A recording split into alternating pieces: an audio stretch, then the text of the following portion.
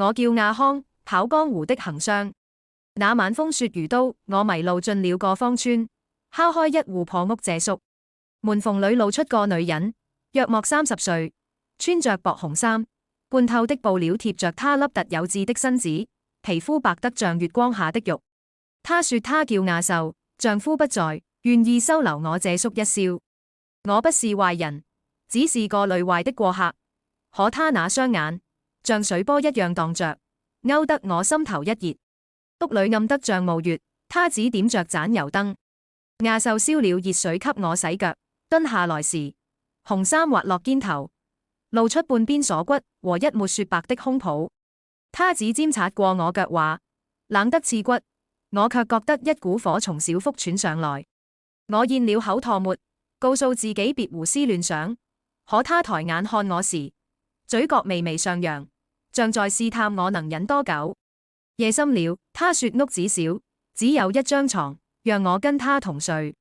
我推辭說睡地上就好，她卻輕笑，地上冷。你不怕病了？我心跳如鼓，還是爬上了床。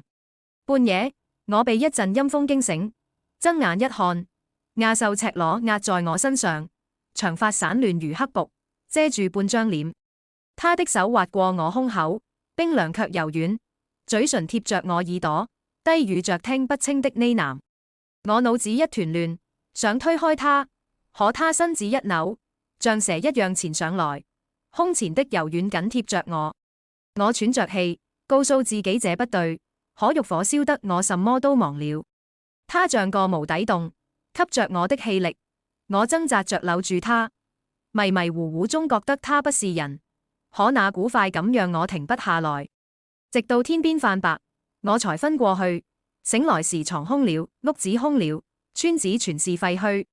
鎮上人說這是柳溪村，10年前瘟疫滅了。亞秀是個自殺的寡婦，怨靈專勾男人。我不信，我沒做錯什麼，是他逼我的。可我從此腰酸腿軟，走幾步就喘，像是被什麼掏空了。我不該進那村，可我真的沒錯啊。我叫老陳，鎮上的村長。那行商的小子眼窩深陷的跑來問柳溪村的事，臉白得像死人。我告訴他，那村子早就沒了。亞秀是個烈女，丈夫背叛她後上吊自殺，魂魄不散，專找男人報復。她說什麼共枕一夜，哼！我看是她色心燒昏了頭，撞邪還怪鬼。亞秀的事我清楚得很，她男人是獵戶，長年不在，她一個人守着空屋，長得美得像畫裏的妖精。那皮膚，那腰肢，走路時紅衫紡着，誰看了不心動？我去過他家幾次，說幫他劈柴收屋，手不小心碰他落膊，他卻冷着臉推開我，像是我有麻風病似的。我說你一個婦人家，沒人幫怎麼行？亞秀卻拿刀指着我，罵我下流。我氣得咬牙，心想這女人不知好歹。可她那瞪我的眼神，又讓我晚上睡不着，夢裏全是她脫了紅衫的樣子。我沒碰她。可我承認，我想要他，想得心裏像有蟲子爬。他死了，我鬆了口氣。他那樣的女人，活着是禍害，死得好。可聽說他變了鬼，我心裏又癢起來。半夜常夢見他站在我床邊，紅衫半開，笑着看我。我搖搖頭，告訴自己那是邪念，跟我沒關係。行商小子那樣子，分明是自己動了歪心思，才被亞秀勾了魂。我可沒錯，當年我只是好心，他不領情罷了。我叫亞旺，亞秀的男人。村長告訴我那行商的說起紅衫女人，像極了亞秀。可我聽了只覺得冷笑。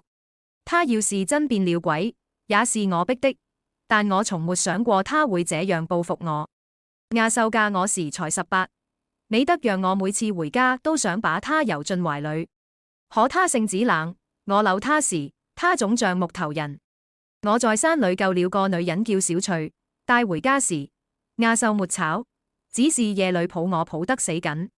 他脫了衣服壓在我身上，手指在我背上找出血痕，像要把我吞下去。